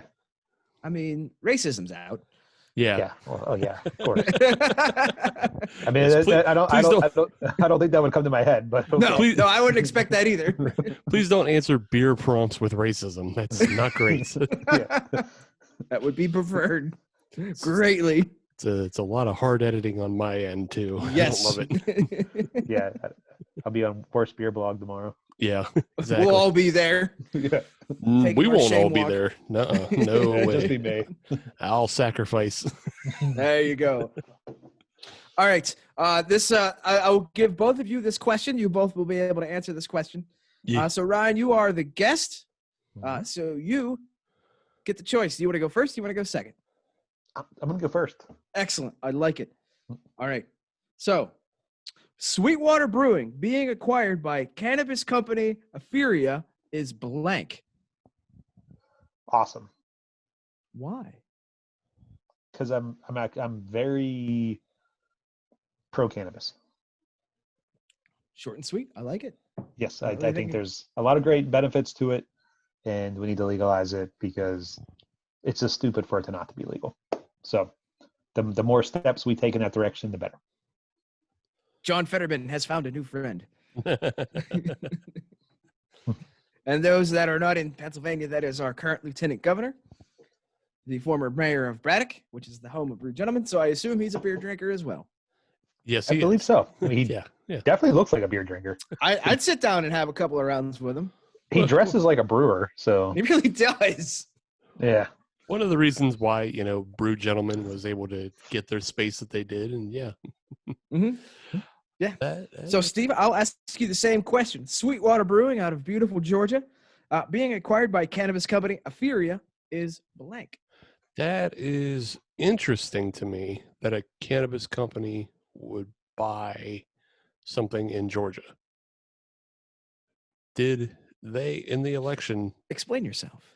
Well, so it's interesting, but like Georgia didn't become one of the states that legalized cannabis, did it? No, but shout out to Jersey No. that did. Jersey, Montana, a couple other places did. There was 4 states, and it's just like falling out of my head which ones did. Yeah, I can't remember either. I can't either. But it was Jersey and Montana for sure. But yeah, so like buying a company in Georgia, I guess they're looking forward and just saying, well, we'll get there eventually.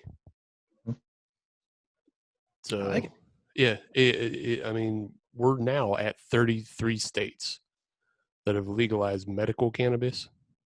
That's 2/3 majority. Good point. Right. Yeah. And then Yeah. 11 states have legalized recreationally. Mhm. So yeah, I mean we're constantly pushing to Arizona was the other one and South Dakota was the other one. Gotcha. Yeah. I didn't expect South Dakota. Well, all right. Now I can see South Dakota doing it.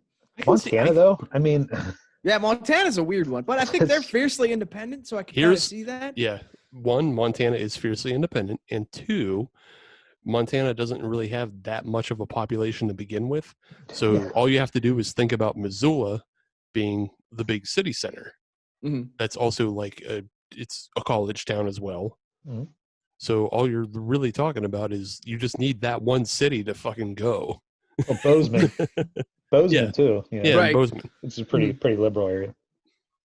So yeah, you just need 2 cities to go, and that whole thing just falls into place. Yes. And So- I really don't think a cattle rancher is going to give that much of a shit when he has no No. neighbors and is probably already growing himself. Probably. Guaranteed. So for me, I answered that as completely backwards. I found it to be completely backwards because my assumption was that Sweetwater would have bought into a cannabis company because my assumption was Sweetwater was already an established company hmm and they would be trying to get into a burgeoning market. Right. And I agree with you on that, Adam. Like I would think Sweetwater would buy a company in a already friendly state Right. because we talked about that story with Pabst Blue Ribbon, and Pabst is releasing their weed THC seltzer, I think it is, Mhm. in California, and that's technically a separate company. So It's it like- would make It's Pabst Labs or something like that. yeah, it's Pabst Labs. So it would make sense if there was like a Sweetwater Labs in Colorado, Right. and they release things under the Sweetwater brand that are THC friendly. Mhm. So yeah, that I agree with you, Adam. It does seem funny that it went this way and not the other. Yeah. I 99 times out of 100, I figured it had gone the other way. Well, I think it's good for the cannabis company, too, because it Mhm. kind of gives them some, I don't want to say legitimacy, but I can't think of a better word. Well, It's just- legitimacy and infrastructure, because Yes. both things are already there. And Right. distro, yeah, absolutely. Agreed. All right. To our next one. Steve, I'll let you go first on this one. Okay. All right. So this story I just found out about today, which I found was very interesting, very heartwarming story. But former Cubs pitcher John Lester paying over $47,000 for beer in Chicago over the weekend is blank. Chicago. I know what the beer is, so that's why I made that face. Steve, please don't do that. We only have so much time. What? Did he just buy a bunch of old style? So what he did was the backstory is he was not picked up for his multi-year option Mm-hmm. to throw a baseball for $25 million. Mm-hmm. So as a thank you to Chicago for supporting him in his career, he picked 4 local watering holes, and he said, go there, pick up a Miller Lite, tell the bartender it's on me, and I'll pick up the tab later. Okay. My word is nice. It's nice he did that. Whatever. Like he's not really supporting any of the local breweries, I was just about to say that. and he's not putting out he's not even supporting the brand. Like I know Old Style is basically brewed by Miller Coors, but still Old Style is the brand. Old Style is Chicago. Yeah, Old Style is Chicago. We go to the bean. You get your Chicago hot dogs, and you get your Chicago sausages, and you have a hot beef dip with your Old Style. You've been sitting on that one for a while, haven't you? No, I just came up with He it. was waiting for the moment to get that one out. No, I'm just always thinking about Chicago food, man. They have good food because they're They do. basically us. Pretty much. Yeah. They have putchki and they have pierogies. They got sausages. Go Hawks. So Ryan, I'll ask you the same question. Before I get into that, you want to guess where I got that news story from? I Was got it it from you. Was it really? Yeah, it was on your website. Okay, yeah. That was probably I don't From know, your they put team that- of writers. Yes. Yeah, there's so many of them. I don't like honestly. Like I miss articles a good bit because of we put so much stuff out. But yeah, I heard about that, and Mhm. I'm going to say that is incredibly stupid. That's my because for one, okay, so I lived in Chicago. Backstory: I lived a block away from Wrigley Field, so I know all these watering holes. And basically, $47,000 in that neighborhood will get you 47 beers, essentially.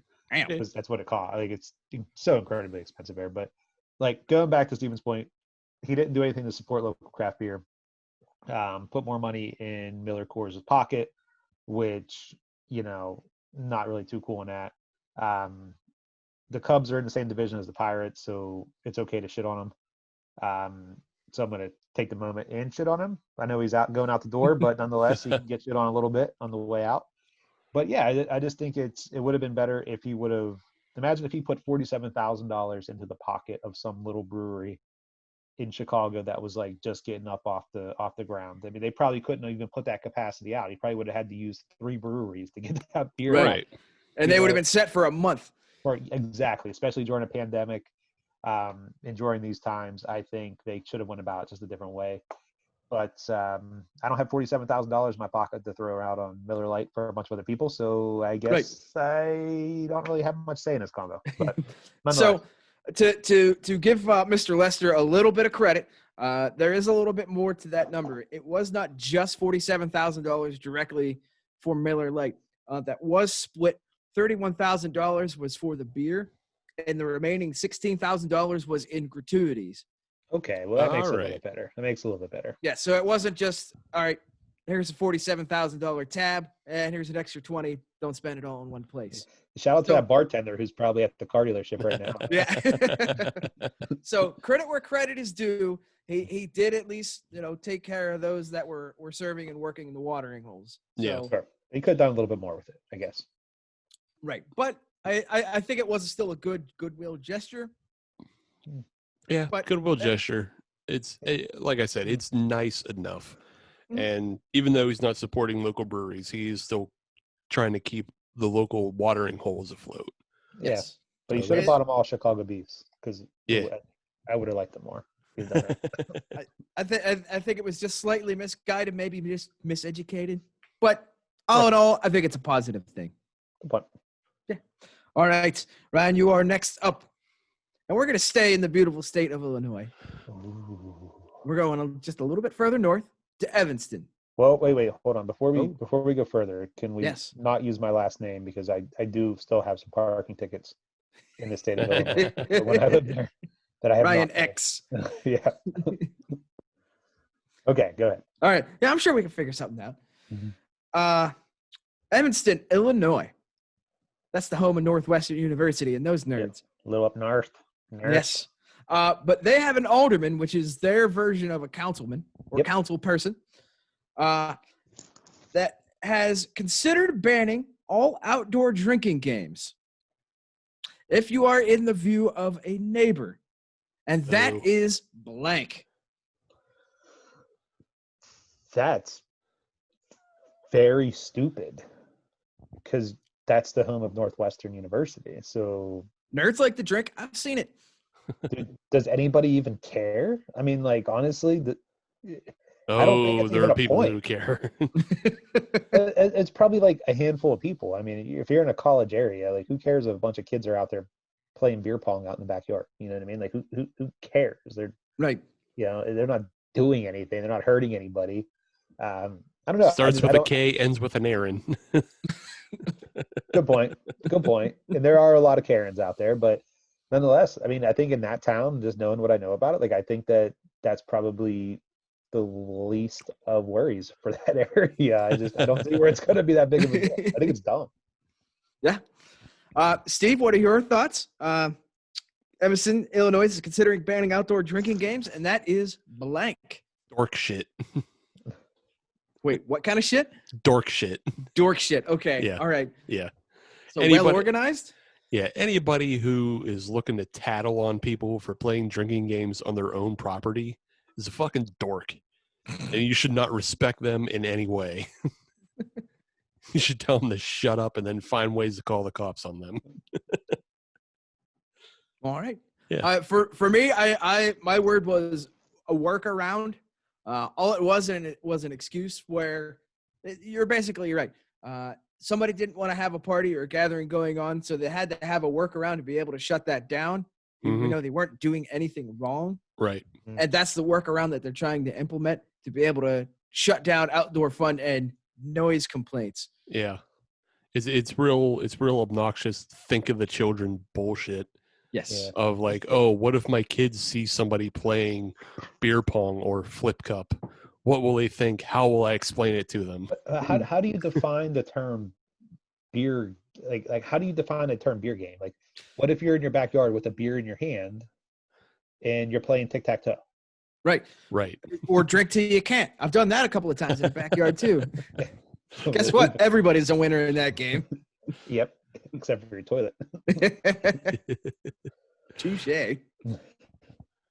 All right. Steve, you are up. Uh-huh. It's blank that I have a 2013 bottle of Southern Tier Pumpkin in my fridge still. It's hilarious. And it's hilarious because you're not a person who intentionally ages or saves. I know a lot of people who have that serious hoarding problem of not getting rid of beer, but it's just something that slipped under your radar. And it just never came out. Now I'm not too embarrassed to do anything about it. Yeah. And hey, I don't completely blame you because I do have like some things in my fridge that are maybe 1 or 2 years old that I say I'm going to drink them on my birthday or drink them for Christmas. And then I just get too blasted on other stuff too. And like, I'm speaking specifically of worldwide stouts. So I got those in the fridge too. Well, yeah, but it's just like I get too blasted on everything else. And I'm like, oh, I'm not fucking doing 20% stouts now. I'm going to bed. Fuck you, Santa Claus. So, yeah, I get it. I see how it could happen, but I'll just a real quick story. On my Facebook timeline, I had like a reminder or like in the memories come up. And I had a memory pop up from 2013 that was a picture of my beer drawer I had at the time.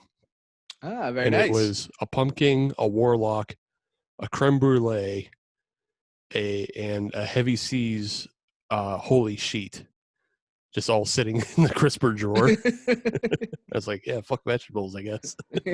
This crisper's a Saturday now. Yeah. Nice. So, Ryan, I'll ask you the same thing. It's blank that I have a 2013 bottle of Southern Tier Pumpkin in my beer fridge. It is not surprising to me.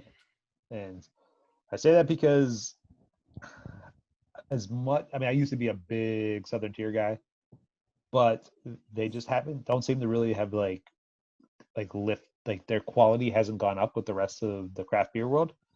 And to be honest, every time I go to Southern Tier in Pittsburgh, I drink from that like Pittsburgh only menu because I think they give the brewers a little bit more latitude to like kind of play around with those recipes. And I think they're a lot better than like their main shelf stuff that they put out. So the fact that you have a Pumpkin, I probably have one in the back of my fridge too, to be honest with you. I just don't know. And that's not surprising at all. I think there's a lot of people out there in the same boat. What's funny is it's the biggest bottle in my fridge. You can't miss it because it's a bomber, because that was from back in the days where it only came in the bombers. Yeah, right. That's old school. So I can't miss it, but somehow I've missed it for 7+ years. Yeah. It's probably a drain pour at this point. So I'm going to try. I'm going to do something with it. I don't know. We'll make a show of it. I bet it isn't a drain pour. I really? bet it, Okay. Yeah. Okay. I bet the flavor is like really mellow on it. And like you're not really going to taste much else but like malt and a little bit of cinnamon. But yeah, it's probably not going to be what you remember.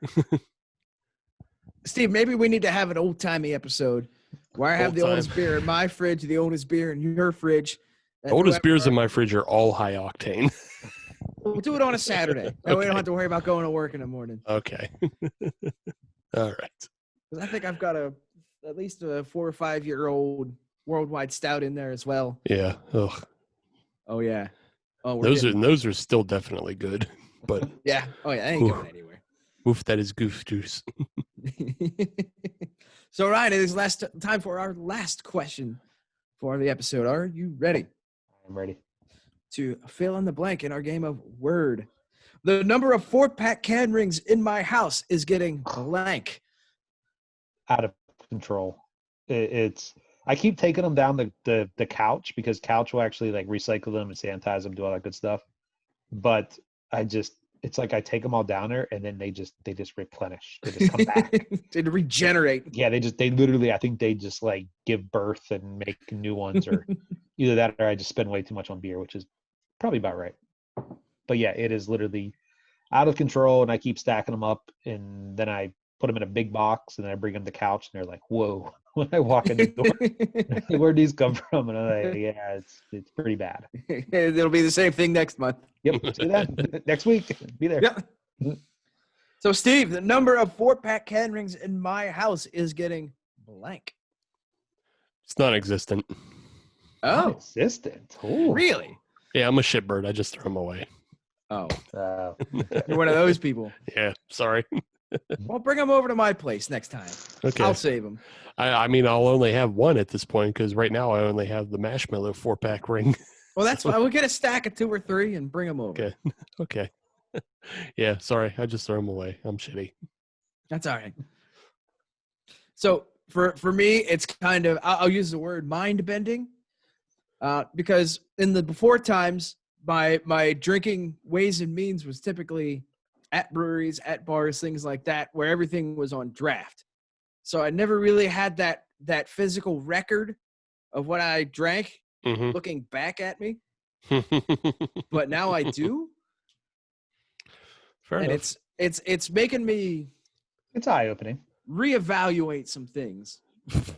Well, the problem is every time you look at one of those rings, you see $20, right? Well, there's that too. So like I look at them, I'm like, damn. Every 5 is $100, and I'm like, oh boy, We're like getting into car payments, man, maybe one a little too heavy last month, you know. but it was good. It was good, definitely was good. But somebody needs to come up with the 2-pack. Like, can somebody please invent the 2-pack? I've seen that. I Yeah. believe Spoonwood has Oh, done 2-packs. okay, yeah, because like when I buy 4, it's like I drink 2 if I'm lucky, trade 1, usually give 1 away to somebody else. So if they had a 2-pack, it would just be perfect. See, Yeah. now what I saw somebody bring this up on social media. Don't ask me which platform, but somebody brought up the idea that a lot of these breweries really should start doing mix 4s. Yeah, Yeah. hydration does, right? Maybe. I know Couch does. I do know Couch does. Couch will help you out, and Abjuration will. I think the people that were talking were specifically referencing Grist House though, because Grist House has so many fucking cans that keep coming out. Yep. So yeah, and Good point. it's like if you could just mix a 4 of like all the sours and stuff they're putting out, then that's But It'd their be sours are helpful. so worth it. Like, Yeah. if I'm gonna buy 4 of them anyway. So Right. They're going to get drank. yeah, exactly. I love their sours. Yeah. You're not missing out. Well, for me, I would only like to buy 1 because I can't be sure. Grist House does the best sours in the area, in my Yeah. opinion. I think Yeah, they're the best. I honestly Overall. haven't had a bad one from them, so that's saying something. Yeah. Because I haven't had a bad one.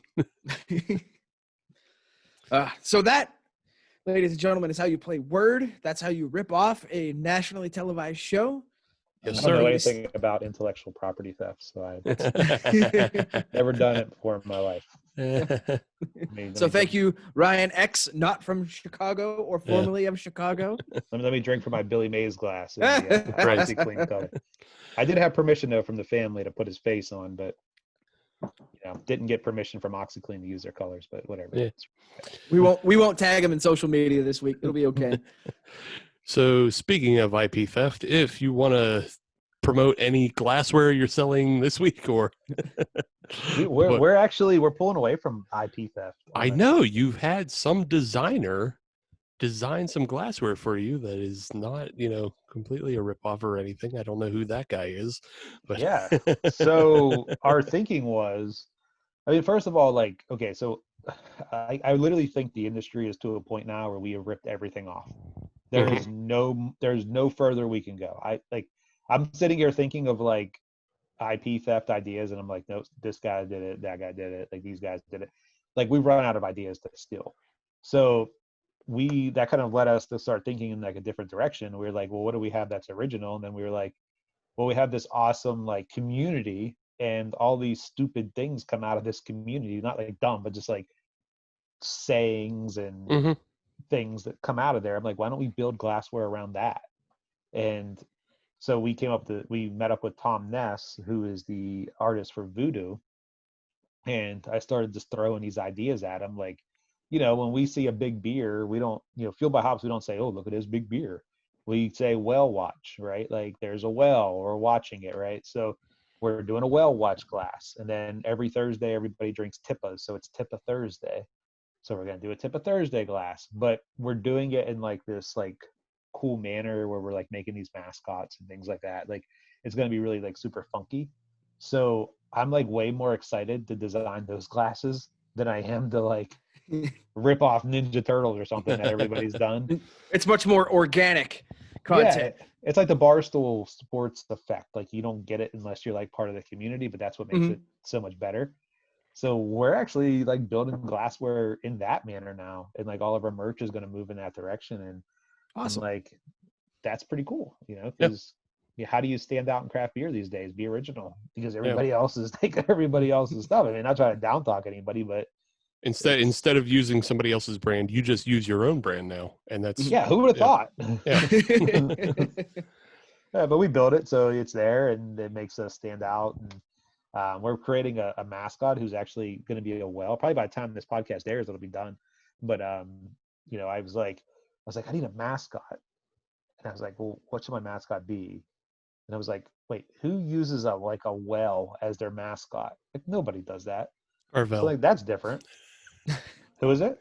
Carvel, Fudgy the Whale. Oh well, screw those guys. Sorry, But you asked. I tell you. we're creating our own well, and I was like, he needs to look like he hangs out at breweries. So he's going to be fat like me, and he's going to have like a stubbly face like me as well, and he's going to wear like stupid shoes and literally just a brewery shirt and look like he just rolled out of some brewery or some line share, something like that. And that's going to be our mascot. And I'm like, he's going to look like us.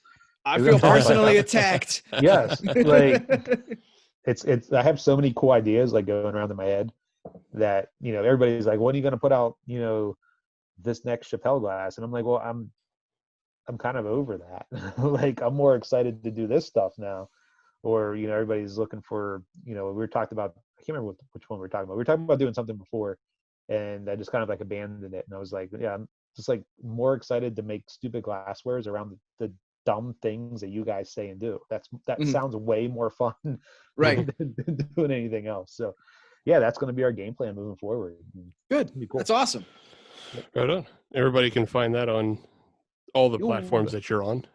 Yes, fueledbyhops.com. Sure, go there. Promote. That's what I'm trying to push you towards. Promote. Fueledbyhops.com. Where you also get all the latest craft beer news, because we have a team of, I think we have 6 bloggers now at this point, and they are keeping you up to date on all the latest craft beer news around Pittsburgh, Philadelphia, and nationwide. So check us out. Right on. And also the event, November 21st at 2 p.m. Eastern Standard Time. Cheers Yinz Fest. Grab your tickets at cheersyinzfest.com. Tickets start at $10 for 4 hours of awesome craft beer programming. Come hang out with us, drink some beer, and support the industry. Right on. And if you want to find us on social media, all you have to do is search Hop Nation USA, and that'll get you Twitter, Instagram, and Facebook. And if you want to listen to brand new episodes of the Hop Nation USA podcast every Friday, as you should, then search Hop Nation USA on your favorite podcatcher, like Stitcher, Podbean, Apple Podcasts, Google Podcasts, Spotify, Amazon, or on everything. Leave 5 stars, because we are a 6 breakout session show, but they only let us attend 5. Ooh, I like the tie-in. Nice. I love the tie-in. But yeah, That's where we're doing. I mean, we're probably going to show up in some form or fashion. If you mentioned the collective arts session where they're going to be doing some live art, so Yes. maybe I'll show up with my screen shared Photoshop. I say the former fashion would be half in the bag is how we're going to show up. That too. That is, I'm going to be half in the bag when I'm putting the event on. So it's all going to be perfectly fine. I mean, 2:00 p.m. on a Saturday, like who's sober? Yeah, so people be prepared for a possible train wreck when we get to the food and beer pairing segment. Yep. I gotta find a sober buddy who can help me kind of navigate. But fortunately, once we like announce everything, then the whole event goes like on autopilot. So I can't really screw up too bad from that point on. But we'll see. We're looking forward to it, for damn sure. Adam, I need to make you some NWO graphic backgrounds so we can start really invading this. Oh, that's too sweet. We can invade this event properly, especially like when the weekly recap does their podcast. Maybe we show up to that. That would be so. We're just gonna come in and start spray painting glassware. Yeah. Yes. Yes. We definitely have to do that. You guys definitely have to do that. Yeah, they're actually gonna do a live podcast there. So I actually have to figure that out because their podcast is usually like an hour long. We only have 30-minute segments, so I got to allocate them a little bit more time, but it's gonna be fun. Sounds like it gets cut short by the HNUSA. Yes. My God, that's Steve's music. That is going to be a great episode. I'm definitely going to be in that session. Shoot. I got nothing else. I'm done. Yeah. So thanks again for Ryan coming on. Hope you had fun. Yes. Thank A you lot of very fun. much for Always a good joining time. us. Yeah. Always We'll a good time. see. We have to do this in person because I need to bring some sours to you, Adam, because you're my fellow sour lover. That's right. Kindred spirits. Yeah, I'm keeping a blurrier in my fridge, an Imprint 450 North. I got one of their blurriers like tucked away back there, so Yes. got to come back out. Yes. We'll bring that one out. Speaking my language. Absolutely. Maybe Christmas time because we don't have a plan for that yet, so we'll see what we can do for Christmas. We could do a socially distanced one. Like we can each podcast from a different room or something. Yeah. And just like leave the beer in the kitchen or something. You know? Neutral zones. We'll get some like 30-foot XLR cables or something. Yeah. You know? We'll make it work. Record on your Zoom and we'll yell at you to another room. Adam, press record. Huh? What? Huh? All right. All right, gentlemen. All right. A fine episode. We'll see Fine you all episode. next week. Cheers. Bye-bye.